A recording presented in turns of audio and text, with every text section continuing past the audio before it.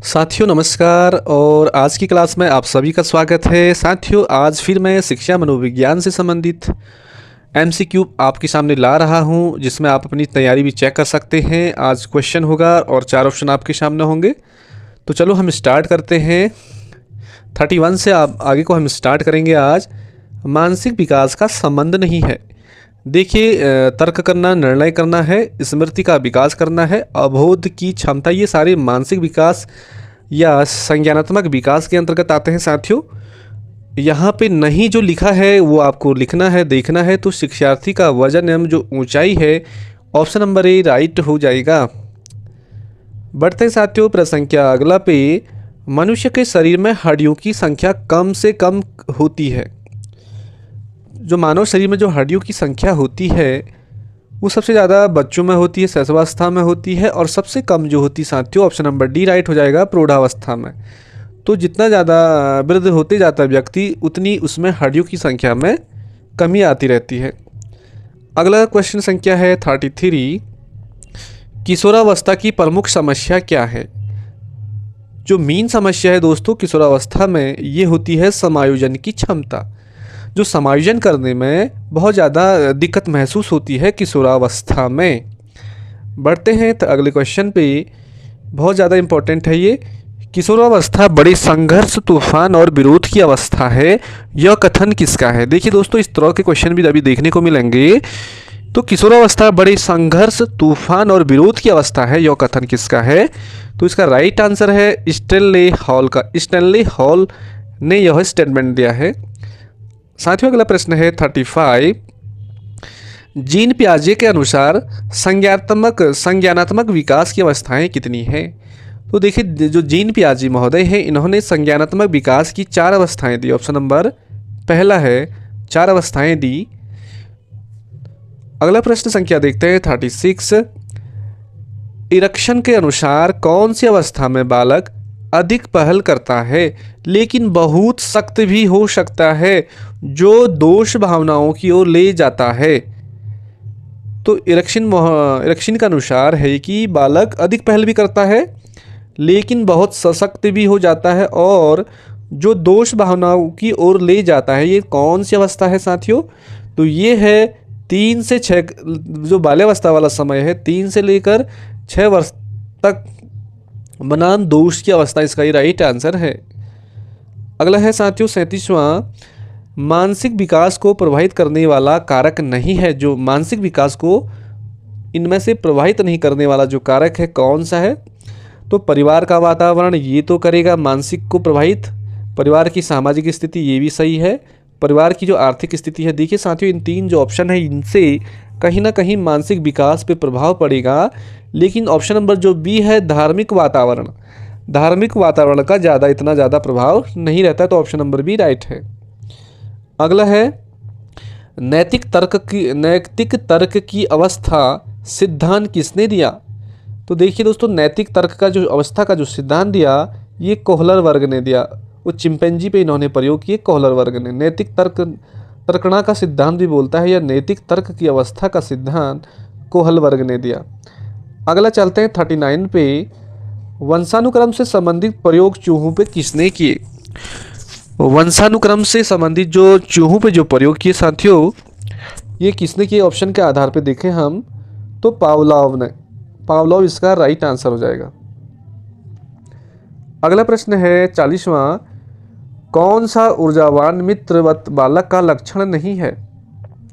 ऊर्जावान जो मित्रवत बालक का लक्षण नहीं है इनमें से, तो आसानी से चिढ़ने वाला, ये इसका राइट आंसर है। नहीं है मैं पूछा है तो ये आंसर गलत है। Option number C right answer. अगला प्रश्न है 41। किशोरावस्था प्रारंभ होती है। साथियों किशोरावस्था जो प्रारंभ होती है वो ऑप्शन नंबर सी राइट हो जाएगा, 12 वर्ष की आयु से। 12 वर्ष की आयु से किशोरावस्था प्रारंभ हो जाती है। नेक्स्ट क्वेश्चन देखते हैं। पूर्णतः प्रकार्यशील व्यक्ति का संप्रत्यय किसने दिया?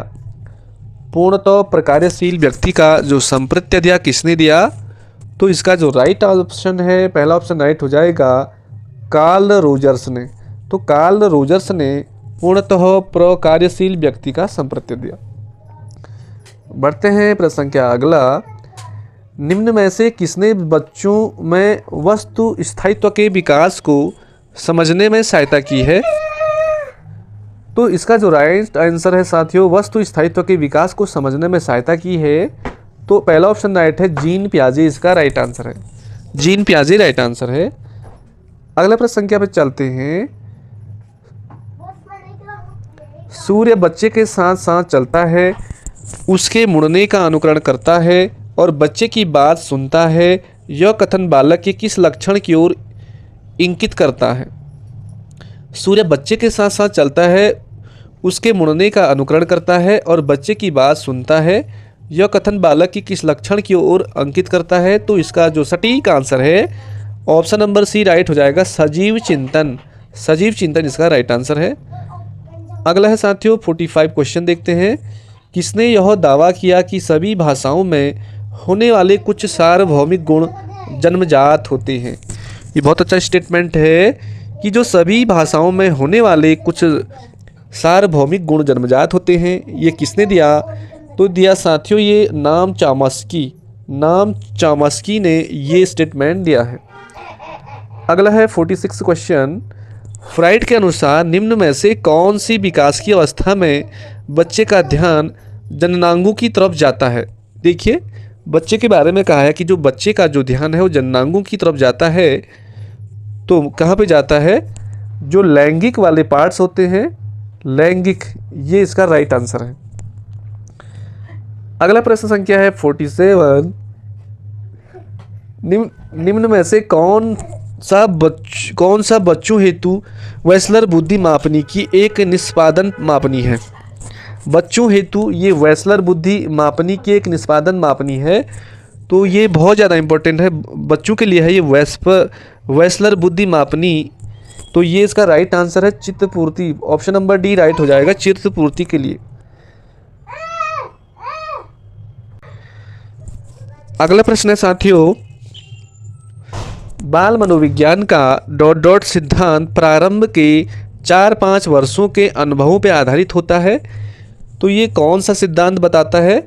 प्रारंभ के 4-5 वर्षों में अनुभवों पर आधारित होता है। तो साथियों इसका राइट आंसर है मनोविश्लेषणात्मक सिद्धांत। ये बताता है कि जो बालक होते हैं वो 4-5 वर्षों के अनुभवों पर पता चल जाता है उनके बारे में। अगला है 49। ए बायोग्राफिकल स्केच ऑफ इन्फेंट किसने लिखी? ए बायोग्राफिकल स्केच ऑफ इन्फेंट किसने लिखी? तो साथियों ये लिखा ऑप्शन नंबर सी, डार्विन ने। डार्विन इसका राइट आंसर है। अगला है प्रश्न संख्या 50। मानकीकृत परीक्षण का अर्थ है, जो मानकीकृत है परीक्षण है उसका अर्थ क्या है? तो उसमें विश्वसनीयता होती है, वैधता भी होती है, मानक भी होते हैं। ऑप्शन नंबर डी राइट हो जाएगा, ऑल ऑफ दीज। सभी विकल्प सही है, option number D right answer है। अगला प्रश्न है, किस मनोवैज्ञानिक के अनुसार विकास एक सतत और धीमी प्रक्रिया है? विकास जो है सतत है और धीमी प्रक्रिया है। तो ये ऑप्शन नंबर सी राइट हो जाएगा। स्किनर महोदय ने कहा कि विकास एक सतत और धीमी प्रक्रिया है। बढ़ते हैं अगले प्रश्न संख्या पे। व्यक्तित्व विकास की अवस्था है, तो कौन सी है? व्यक्तित्व विकास की कौन सी अवस्था है? तो यहाँ पे आ जाएगा अधिगम एवं वृद्धि। देखिए अधिगम एवं वृद्धि से ही व्यक्तित्व का ज़्यादा विकास होता है। पहला ऑप्शन इसमें बहुत सटीक राइट आंसर है। अगला है साथियों, विकास में बुद्धि से क्या तात्पर्य है? जो विकास है उसमें बुद्धि से क्या तात्पर्य है? तो इसमें जो सटीक आंसर है ऑप्शन नंबर डी हो जाएगा, आकार सोच समझ कौशलों में वृद्धि। आकार सोच समझ कौशलों में वृद्धि विकास में बुद्धि से ही तात्पर्य है। अगला प्रश्न है 54वां। तनाव और क्रोध की अवस्था क्या है साथियों? तनाव और जो क्रोध की अवस्था है स्टोनले हॉल ने बताया अभी, वो है किशोरावस्था। Option number C right answer. अगला प्रश्न संख्या देखते हैं, बालक का विकास का परिणाम है। बालक का विकास का जो परिणाम है क्या है? उस पर वंशानुक्रम व वातावरण की अंतःक्रिया का भी प्रभाव पड़ता है। बालक के विकास में तो वंशानुक्रम व वातावरण की अंतःक्रिया का। अगला प्रश्न है 56वां। शारीरिक विकास का क्षेत्र है। देखिए दोस्तों क्वेश्चन पूछा गया है बार बार। शारीरिक विकास का क्षेत्र है स्नायुमंडल, स्मृति, अभिप्रेरणा, समायोजन। तो शारीरिक है तो ऑप्शन नंबर पहला राइट हो जाएगा, स्नायुमंडल इसका राइट आंसर है। अगला है 57वां, श्यामपट्ट लिखते समय सबसे महत्वपूर्ण क्या होता है? तो श्यामपट्ट पे सबसे महत्वपूर्ण जो कार्य है वो क्या होना चाहिए? अच्छी लिखावट होनी चाहिए। अच्छी लिखावट होनी चाहिए, ये आपका सबसे पहले महत्वपूर्ण वर्क है। अगला है साथियों 58वां, शरीर के आकार में वृद्धि होती है क्योंकि शारीरिक और गत्यात्मक विकास होता है। क्योंकि शारीरिक और गत्यात्मक विकास से ही शरीर के आकार में वृद्धि होती है। तो पहला ऑप्शन राइट हो जाएगा। अगला है साथियों 59, देखते हैं यहाँ पे, पियाजे के संज्ञानात्मक विकास के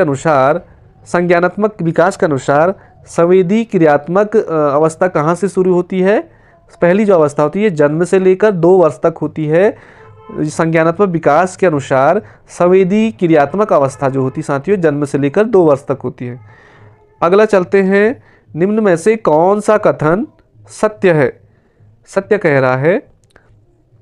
तो लड़के अधिक बुद्धिमान होते हैं, लड़कियां अधिक बुद्धिमान होती हैं, बुद्धि का लिंग से कोई संबंध नहीं है, सामान्यतः लड़के लड़कियों से अधिक बुद्धिमान होते। तो इसके सारे ऑप्शन गलत हैं। ऑप्शन नंबर सही है, बुद्धि का लिंग के साथ कोई संबंध नहीं है। तो ऑप्शन नंबर सी इसका राइट आंसर है। अगला है साथियों, परामर्श का उद्देश्य है। परामर्श का उद्देश्य है क्या? बच्चों को समझाना, ये भी सटीक है। बच्चों की कमियों का पता करना, ये भी अच्छा है। बच्चों को समायोजन में सहायता करना, उपरोक्त सभी ऑप्शन नंबर डी राइट हो जाएगा। सारे ये ऑप्शन परामर्श के उद्देश्य के अंतर्गत आते हैं। अगला है 62वां, बच्चों में नैतिकता की स्थापना के लिए सर्वोत्तम मार्ग क्या है? नैतिकता का विकास यदि करना है तो सबसे अच्छा मार्ग क्या है शिक्षक के लिए? तो शिक्षक, ऑप्शन नंबर बी राइट हो जाएगा। शिक्षक का आदर्श रूप में व्यवहार करना। शिक्षक का जो आदर्श रूप में व्यवहार करना ही बच्चों में नैतिकता का विकास करने के लिए सबसे अच्छा मार्ग है। अगला चलते हैं साथियों 63 पे, शिक्षा में फोरवेल का महत्वपूर्ण योगदान था। तो आप सभी ने पढ़ा है कि जो किंडरगार्टन जो सिस्टम है शिक्षा में, वो फोरवेल ने दिया है। अगला है साथियों, एक अच्छा अध्यापक विद्यार्थियों के मध्य बढ़ावा देता है। जो एक अच्छा टीचर होगा वो विद्यार्थियों के मध्य किस चीज़ में बढ़ावा देगा? वो सबसे सटीक आंसर इसमें सहयोग की भावना करेगा। तो एज ए फैसिलिटेटर के तौर पे यहाँ पे शिक्षक को रखा गया है। अगला साथियों 65 पे चलते हैं कि शिक्षक का अति महत्वपूर्ण उद्देश्य क्या है? शिक्षक का अति महत्वपूर्ण उद्देश्य क्या है? कि बच्चे का सर्वांगीण विकास करना, सभी पहलुओं का विकास करना, यही शिक्षक का सबसे बड़ा उद्देश्य है। तो साथियों इस टाइप के ये क्वेश्चन हो गए आज, और इससे आगे की वीडियो अगली वीडियो में बनाएंगे। वीडियो लंबी हो जाएगी, ये आने वाली परीक्षाओं के लिए बहुत ज़्यादा इंपॉर्टेंट है। तो साथियों इसी तरह की वीडियो पाने के लिए चैनल से जुड़िए।